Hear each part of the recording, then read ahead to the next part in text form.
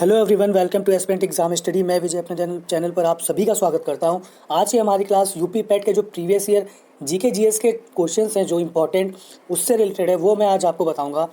पूरा वीडियो ध्यान से देखिएगा, अंत तक देखिएगा और चैनल पे नहीं तो प्लीज़ सब्सक्राइब कर दीजिएगा। आज की जो क्लास है बहुत इंपॉर्टेंट होने वाली है। आज की क्लास में जीके जीएस के क्वेश्चन देखिए और अपने आप एनालिसिस करिए कि उसके आसपास किस टॉपिक से कैसे क्वेश्चन आ रहे हैं, तो उसका अंदाज़ा लेके आप नेक्स्ट जो एग्ज़ाम होने वाला है 28 और 29 अक्टूबर को पेट का, उससे रिलेटेड आप अपनी तैयारी अच्छी कर सकते हैं। तो लास्ट तक वीडियो देखिएगा, क्लास देखिएगा और एनालिसिस करिए कि किस टॉपिक से कैसे क्वेश्चन आ रहे हैं और कितने टफ है, इजी है, क्या है, तो एक अंदाज़ा मिल जाता है। मैंने भी यही अंदाज़ा लेके पेपर का एनालिसिस करके दोनों बार मेरे अच्छे मार्क्स आए हैं और दोनों पेट में ज़्यादातर भर्तियों में मैं बैठा हूँ। और यही है। और इस बार का मैं बता दूँ कि इस बार के जो पेट का रजिस्ट्रेशन हुआ है उसमें पिछली बार की तुलना में 50% की गिरावट आई है। एक तरह से लोगों का मुंह भंग हो गया है इस पेट से। मात्र 20 लाख, पिछली बार 40 प्लस हो गए थे, 40 लाख प्लस। इस बार मात्र 20 लाख आवेदन आए हैं, उसमें से भी फाइनल टाइम में काफ़ी लोग छोड़ेंगे इसे। वजह सिर्फ एक ही है, वैकेंसी काफ़ी शो होती है बट आती नहीं है। जो हो जाती है उसका रिज़ल्ट नहीं आता है और हर चीज़ के लिए फिर धरना करो, यही वजह है। और कोई कारण समझ में नहीं आता कि बच्चे क्यों छोड़ रहे हैं। फिलहाल एक अच्छा मौका है, अगर आधे लोगों ने भी भरा है, 20 लाख लोगों ने, तो भी आप अगर 80 प्लस लाएंगे, 85 प्लस लाएंगे, तो आप मैक्सिमम भर्तियों में, अच्छी वाली भर्तियों में, लोअर पीसीएस हो गया और एक दो वैकेंसी इसी तरह की जो होती हैं जिसमें अच्छे रैंक की पोस्ट मिलती है, आप उसमें आराम से बैठ सकते हो। तो चैनल को देखिएगा लास्ट तक, नया है तो प्लीज़ सब्सक्राइब कर दीजिएगा और चैनल पे बने रहिए।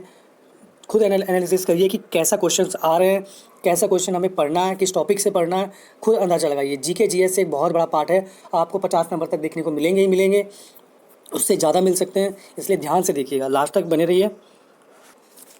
चलिए क्वेश्चन का काउंटडाउन शुरू करते हैं। और यूपी पैट का प्रीवियस ईयर के जितने जीके जी से क्वेश्चन बन सकते थे, इंपॉर्टेंट और थोड़े से इजी वे में नहीं है, टफ है थोड़े से करने में, वो क्वेश्चंस मैंने चुने।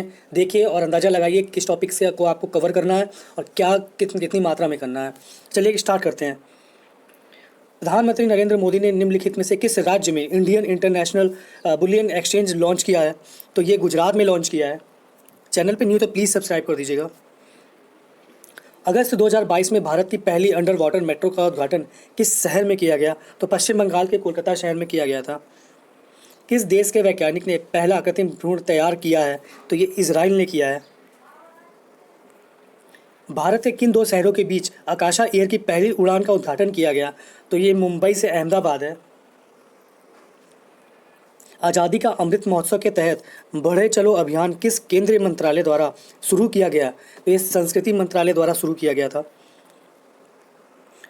एक अच्छे लेवल के क्वेश्चन है, आप देखेंगे तो आप खुद ही एनालिसिस करेंगे कि हमें किस टॉपिक को ज़्यादा कवर करना है। ध्यान से देखिएगा, लास्ट तक देखिएगा। भारतीय सेवा ने जुलाई 2022 में कौन से नाम का एक अखिल भारतीय उपग्रह संचार अभ्यास का आयोजन किया? तो ये स्काईलाइट था। कौन सा राज्य भारत में पहला हर घर जल प्रमाणित राज्य बना था? तो ये गोवा था। किस आईआईटी ने भारतीय भाषा प्रौद्योगिकी को आगे बढ़ाने के लिए AI4 भारत में नीलकणिक केंद्र की शुरुआत की थी? तो ये IIT मद्रास है। स्वतंत्रता के बाद भाषा के आधार पर बने भारत के पहले राज्य का नाम बताइए। तो 1953 में बनता है भाषा के आधार पर एक राज्य जिसका नाम होता है आंध्र प्रदेश। लोकसभा में पद धारण करने की न्यूनतम आयु क्या है? तो ये 25 वर्ष है। लोकसभा में 25 वर्ष है, राज्यसभा में 30 वर्ष है, 30 होती है। इसी तरह विधान परिषद में भी 30 होगी और विधानसभा में 25 होगी। अंतर्राष्ट्रीय जैव विविधता दिवस कब मनाया जाता है? तो अंतर्राष्ट्रीय जैव विविधता दिवस है जो 22 मई को मनाया जाता है, ये अंतर्राष्ट्रीय जैव विविधता दिवस। चलिए नेक्स्ट क्वेश्चन देखते हैं। चैनल पर नहीं तो प्लीज़ सब्सक्राइब कर दीजिएगा। कौन सा विश्व का सबसे बड़ा नदी द्वीप है? तो ये असम में ब्रह्मपुत्र नदी है, उस पर मांजुली द्वीप है और छोटा द्वीप भी उमानंदा होता है, इसी पे ही बना है सबसे छोटा द्वीप जो है। हंगरी की राष्ट्रीय मुद्रा क्या है? तो हंगेरियन प्रिंट इसकी राष्ट्रीय मुद्रा है। अंतर्राष्ट्रीय ओलंपिक समिति का मुख्यालय कहाँ स्थित है? तो ये स्विट्जरलैंड लुसाने में स्थित है, 1894 में स्थित होता है ये। किस प्रसिद्ध पुस्तक पावर्स ऑफ द माइंड लिखी है? किसने प्रसिद्ध पुस्तक ये लिखी है? तो स्वामी विवेकानंद जी ने लिखी है ये। चलिए नेक्स्ट क्वेश्चन देखते हैं। UNFCCC का फुल फॉर्म क्या है? तो United nation framework convention of climate change इसका फुल फॉर्म है। ऑफ लगा लीजिएगा यहाँ पे। चलिए नेक्स्ट क्वेश्चन देखते हैं। किस स्थान पर प्रथम बौद्ध संगीति का आयोजन किया गया? तो 483 ईस्वी पूर्व में किया गया था, राजगीर में। राजगीर, वैशाली, पाटलिपुर और कुंडलवन, ये ऐसे सीरीज में याद रखिएगा तो याद हो जाता है। वह व्यक्ति जिसका नाम देवानाम प्रियदर्शी भी था, तो सम्राट अशोक को कहा जाता है ये। संगमरमर पर यात्रा, देवरा या रंगीन पत्थर की जुड़ाई का काम किसके समय में बहुत लोकप्रिय हुआ था? तो ये शाहजहां है। किस युग में तांबे का पहली बार प्रयोग किया गया? तो ताम्र पाषाण युग में किया गया था। भूदान ग्राम आंदोलन किसके द्वारा शुरू किया गया? तो ये विनोबा भावे को पहले भूदान आंदोलन का व्यक्ति कहा जाता है। सरकार के निम्नलिखित में से किस अधिनियम के कारण मुंबई से सिंध प्रांत का निर्माण हुआ था? भारत सरकार अधिनियम 1935 का होता है। प्रीवियस ईयर के सारे क्वेश्चन हैं इसमें, जीके जीएस के। राष्ट्रवाद की पहली स्पष्ट अभिव्यक्ति किस क्रांति के साथ हुई थी? तो ये होती है अमेरिकी क्रांति। 1976 में जब ब्रिटेन से अमेरिका अलग होता है एक नए देश के रूप में, तब ये क्रांति हुई थी। चलिए नेक्स्ट क्वेश्चन देखते हैं। भारत की पंचवर्षीय योजना को अंतिम स्वीकृति किसके द्वारा दी जाती है? तो राष्ट्रीय विकास परिषद के द्वारा दी जाती है। चलिए नेक्स्ट क्वेश्चन देखते हैं। किसी भी विकासशील अर्थव्यवस्था के प्रारंभिक चरणों में अधिकांश गतिविधि किस क्षेत्र में होती है? तो प्रारंभिक अगर चरण आएगा तो प्राथमिक होगी, धीरे धीरे बढ़ेगी तो द्वितीयक निर्माण क्षेत्र हो जाता है, और तृतीय है जो तृतीय क्षेत्र वो सेवा क्षेत्र हो जाता है। तो ये होगा। चलिए नेक्स्ट क्वेश्चन देखते हैं। किस नदी को बिहार का शोक नदी कहा जाता है? तो बिहार का शोक जो है कोसी नदी को कहा जाता है। पश्चिम बंगाल का दामोदर नदी हो जाता है। भारत के संघ कार्यकारिणी में कौन शामिल नहीं है? तो ये मुख्यमंत्री नहीं होते हैं शामिल इसमें, याद रखिएगा, राज्यों के मुख्यमंत्री। कौन सा एक वाणिज्यिक बैंक नहीं है? तो सिडबी एक वाणिज्यिक बैंक नहीं है। किसे केंद्र शासित प्रदेश में उच्च न्यायालय स्थापित करने का अधिकार है? तो ये संसद को है। किसके पास मौलिक अधिकार को लागू करने की शक्ति है? सर्वोच्च न्यायालय और उच्च न्यायालय को है, सर्वोच्च न्यायालय और उच्च न्यायालय को। चलिए नेक्स्ट क्वेश्चन देखते हैं। क्वेश्चन ज़्यादा है इसलिए थोड़ा जल्दी चलेंगे। निमोनिया मानव शरीर के किस अंग को प्रभावित करती है? तो फेफड़े को प्रभावित करती है। कौन सा वनस्पति रेशा नहीं है? तो नायलॉन एक कृत्रिम रेशा है जिसे बनाया गया था लैब में। किस भारतीय राज्य ने नारी को नमन नाम से एक नई योजना शुरू की? तो ये हिमाचल प्रदेश है। किस संस्थान ने India's booming zinc and platform economy शीर्षक से एक रिपोर्ट जारी की है? तो ये नीति आयोग है जिसके अध्यक्ष प्रधानमंत्री जी खुद हैं। भारत का सबसे छोटा केंद्र शासित प्रदेश कौन सा है? तो ये 32 लगभग वर्ग किलोमीटर में फैला हुआ है और लक्षद्वीप है ये। छात्र पारिस्थितिकी के लिए नया डिजिटल प्लेटफॉर्म कैंपस पावर किस बैंक के द्वारा लॉन्च किया गया? तो ये लॉन्च ICICI बैंक के द्वारा लॉन्च किया गया है। भारत के कितने राज्य बांग्लादेश के साथ सीमा साझा करते हैं? तो 5 राज्य करते हैं, ज़्यादातर के साथ 5 राज्य है। कम वाले याद करिएगा तो ज़्यादा वाले अपने आप पता हो जाएंगे कि 5 सब में है, किस में कम है। अफगानिस्तान के साथ एक कम है, और भी है राज्य जिसमें 1-2 में कम है, बाकी सबके साथ 5-5 लगे हैं। पोलैंड की राष्ट्रीय मुद्रा क्या है? तो जलाटी पोलैंड की राष्ट्रीय मुद्रा है। किसके पास लोकसभा सत्र को स्थगित करने की शक्ति होती है? तो ये अनुच्छेद 85 के आर्टिकल 2 में, 85 के क्लॉज 2 में भारत के राष्ट्रपति के पास है ये शक्ति कि वो लोकसभा का सत्र स्थगित कर सकता है। थॉमस कप किससे संबंधित है? थॉमस कप बैडमिंटन से संबंधित है। इस बार भारत ने जीता है, ये इंडोनेशिया को शायद हरा के जीता था। ये 2 कप होते हैं इससे रिलेटेड। प्रसिद्ध पुस्तक विंग्स ऑफ फायर किसकी आत्मकथा है? तो डॉक्टर APJ अब्दुल कलाम की आत्मकथा है ये।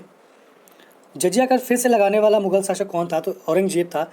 जजिया कर एक गैर मुस्लिम के ऊपर लगाया जाने वाला कर है। अगर वो दर्शन करते हैं इधर उधर तो उन पर जजिया कर उनको देना पड़ता है, अपने धर्म के अनुयायी करने के लिए देना पड़ता था उस समय, कि अगर आपको कहीं जाना है तो जजिया कर देना है, आप अपने इस्लाम के अलावा दूसरे धर्म को फॉलो करते हैं तो। हरिशेन किस शासक के दरबारी कवि थे? तो ये समुद्रगुप्त के दरबारी कवि थे। कौन पृथ्वी का सबसे बड़ी अंतस्थलीय जल निकाय है? तो कैस्पियन सागर है ये। चलिए नेक्स्ट क्वेश्चन देखते हैं। किस अधिनियम द्वारा बर्मा को भारत से अलग किया गया था? तो ये होता है भारत सरकार अधिनियम 1935 के तहत बर्मा को भारत से अलग किया गया था 1937 में। सागौन के जंगल भारत के किस राज्य में पाए जाते हैं? तो ये मध्य प्रदेश में मिलते हैं हमें। चलिए नेक्स्ट क्वेश्चन देखते हैं। GMT का पूर्ण रूप क्या है? तो ग्रीनविच मीन टाइम इसका फुल फॉर्म होता है। नेक्स्ट क्वेश्चन है 1969 में कितनी प्रमुख निजी बैंकों का राष्ट्रीयकरण किया गया था? तो ये 14 बैंक थे। उसके बाद 6 बैंक का राष्ट्रीयकरण होता है। योजना आयोग के अंतिम उपाध्यक्ष कौन थे? तो श्री मोंटेक सिंह आहलूवालिया इसके लास्ट थे उपाध्यक्ष। उसके बाद नीति आयोग बन गया था। अल्पसंख्यक के हितों की संरक्षण किस अनुच्छेद में है? तो 29 में है, ये अनुच्छेद 29 में। नेक्स्ट क्वेश्चन देखते हैं 42वें संविधान संशोधन के माध्यम से संविधान में कौन सा नया राजनीति के निर्देश सिद्धांत जोड़ा गया था? समान और निःशुल्क विधिक सहायता जोड़ी गई थी। नेक्स्ट क्वेश्चन देखते हैं सरकारिया आयोग किससे संबंधित है? तो केंद्र राज्य संबंध पे आधारित है। इसके जो हेड है वो इस समय के मोटा भाई अमित शाह जी हैं इसके। संसदीय प्रणाली में कार्यपालिका किसके प्रति उत्तरदायी होती है? तो ये विधानमंडल के प्रति होती है। देख सकते हैं विधानमंडल के प्रति उत्तरदायी होती है ये संसदीय प्रणाली में कार्यपालिका। चलिए नेक्स्ट क्वेश्चन देखते हैं। एक हॉर्स पावर लगभग कितने वॉट के बराबर होता है? तो 746 वॉट के बराबर है। इसी के साथ मैं आपको एक चीज़ और बताता हूँ, एक बैरल कितने के बराबर होता है? तो ये 159 लीटर के बराबर होता है। ये दोनों क्वेश्चन साथ में चिपक के आते हैं, एक हॉर्स पावर और एक बैरल। फ्लोएम एक उत्तक है जो निम्नलिखित में से किस में पाया जाता है? तो ये पौधों में पाया जाता है। फ्लोएम जाइलम 2 होते हैं। टाटा पावर सोलर ने किस राज्य में भारत की सबसे बड़ी फ्लोटिंग सौर ऊर्जा परियोजना शुरू की? तो ये केरला में स्टार्ट की गई थी। डाक कर्मयोगी पोर्टल का उद्देश्य क्या है? तो इसका उद्देश्य लगभग जो 4 लाख डाक क्रमिक हैं उनकी क्षमता में वृद्धि करना है। किस राज्य में विधान परिषद है? तो इसका एक सीधा सा एक शॉर्टकट है, तू भी मजा कर। ये शॉर्टकट है और ये कुछ राज्य हैं जिसमें यूपी, बिहार, महाराष्ट्र, तेलंगाना, आंध्र प्रदेश, ये कुछ राज्य हैं, इसमें 2 विधानसभा हैं। चलिए नेक्स्ट क्वेश्चन देखते हैं। भारतीय वायु सेना दिवस के रूप में कब मनाया जाता है? यहाँ लिख दीजिएगा सेना। तो ये 8 अक्टूबर को होता है ये। किसे भारत का स्कॉटलैंड भी कहा जाता है? किसे भारत का स्कॉटलैंड भी कहा जाता है? तो कर्नाटक में एक जगह है कोडागू, उसे भारत का स्कॉटलैंड कहा जाता है। चलिए नेक्स्ट क्वेश्चन देखते हैं।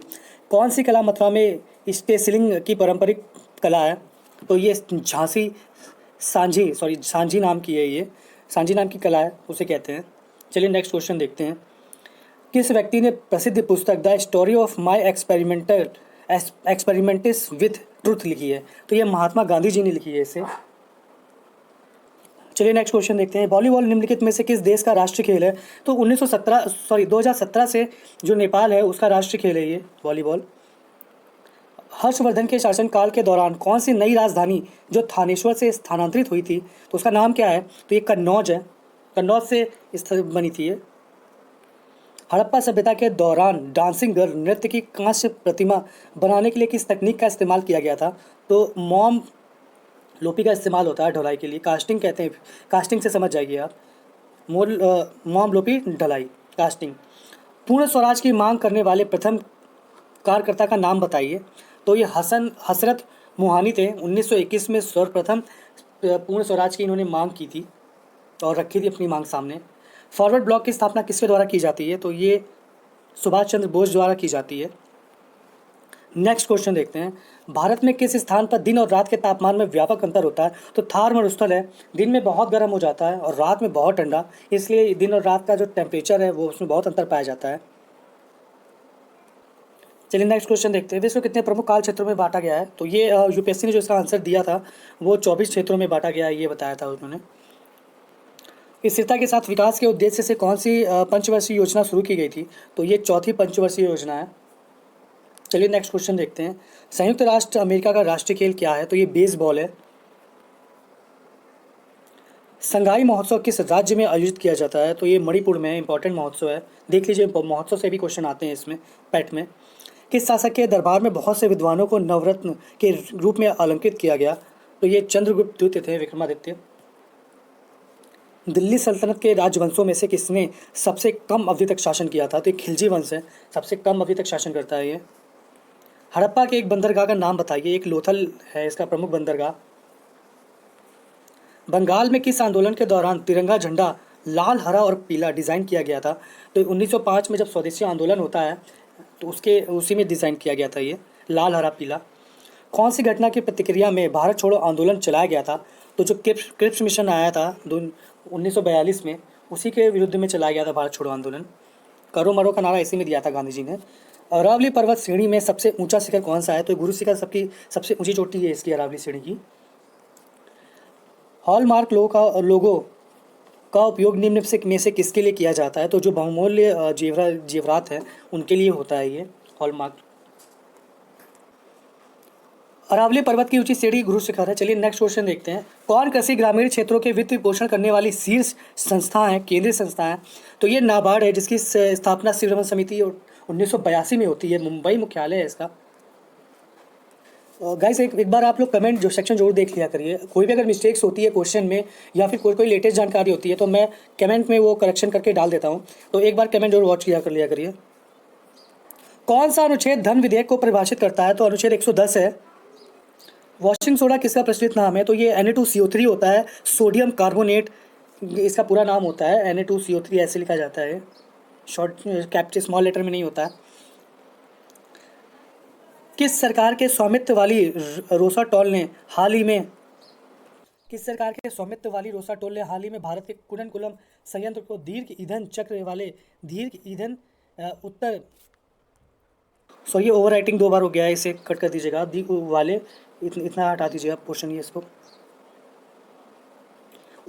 उन्नत ईंधन की आपूर्ति की है, तो वो रशिया ने की है। जहाँ भी आपको रोस्टॉम नज़र आ जाए ये रशिया का ही है। चलिए नेक्स्ट क्वेश्चन देखते हैं। कौन सा देश I2U2 ग्रुप से संबंधित है?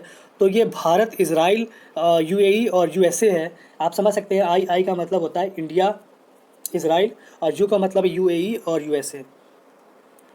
भारतीय तकनीकी SMI हेतु निवेश को आकर्षित करने के लिए नेस्कॉम ने किस सरकार की एजेंसी के साथ साझेदारी की है? तो ये ऑस्ट्रेलिया की एजेंसी है। किस राज्य में हाल ही में यूरेनियम खनन भंडार पाए गए हैं? तो ये राजस्थान है। किस राज्य में भारत के प्रथम अमृत सरोवर का उद्घाटन किया गया? तो ये रामपुर है, उत्तर प्रदेश में स्थित है रामपुर, भारत में यूपी और उसमें रामपुर। कौन सी ओमान की राजधानी है? तो ये मस्कट है। चलिए नेक्स्ट क्वेश्चन देखते हैं। किस जिले को राजस्थान का सफ़ेद शहर भी कहा जाता है? तो ये उदयपुर है। लोकसभा के प्रथम स्पीकर कौन थे? तो गणेश मावलंकर जी हैं। सलाल पन बिजली परियोजना किस नदी पर स्थित है? तो चिनाब नदी पर स्थित है। 100 रुपये का नोट पे किसके हस्ताक्षर होते हैं? तो ये RBI गवर्नर द्वारा हस्ताक्षर किए जाते हैं। और 1 रुपये पे नोट पे भारत के वित्त सचिव द्वारा हस्ताक्षर किए जाते हैं। भारत में पंचायती राज व्यवस्था किसके अंतर्गत रखी गई? तो ये अनुच्छेद 40 के अंतर्गत है, भाग 9 में। फीमा का पूर्ण रूप क्या है? तो फॉरेन एक्सचेंज मैनेजमेंट एक्ट इसका पूरा नाम है। चलिए नेक्स्ट क्वेश्चन देखते हैं। किसने संविधान सभा में उद्देश्य प्रस्ताव रखा था? तो जवाहरलाल नेहरू जी रखते हैं ये। ब्लीचिंग पाउडर का रासायनिक नाम क्या है? तो कैल्शियम ऑक्सीक्लोराइड इसका फुल फॉर्म है, और इसका CaOCl2 ऐसे लिखा जाता है। जब भी आप ब्लीचिंग पाउडर भूल जाएं तो उसमें क्लोरीन याद रखिएगा होता है बस। बोर्ड परियोजना भारत के किस राज्य में शुरू की गई? तो राजस्थान में शुरू की गई थी और खादी ग्रामोद्योग द्वारा शुरू की गई थी। अंतरिक्ष में जाने वाली भारत मूल की दूसरी महिला अंतरिक्ष यात्री कौन है? तो ये शिरीषा बांदला हैं। आर्टिफिशियल इंटेलिजेंस आधारित पोर्टल सुपेस भारत में किस न्यायालय के लिए शुरू किया गया था? तो ये सर्वोच्च न्यायालय द्वारा स्टार्ट किया गया था। सुपेस इसका फुल फॉर्म होता है SUPACE, सुपेस। लक्षद्वीप की आधारिक भाषा कौन है? तो आधिकारिक भाषा जो लक्षद्वीप की मलयालम है। नागालैंड की इंग्लिश है, केरल की मलयालम है, ध्यान रखिएगा ये। नोबेल पुरस्कार जीतने वाले प्रथम एशियाई कौन थे? तो 1913 में इन्हें मिलता है, रविन्द्रनाथ टैगोर जी को नोबेल पुरस्कार। किस स्थान पर अजंता एलोरा की गुफाएं हैं?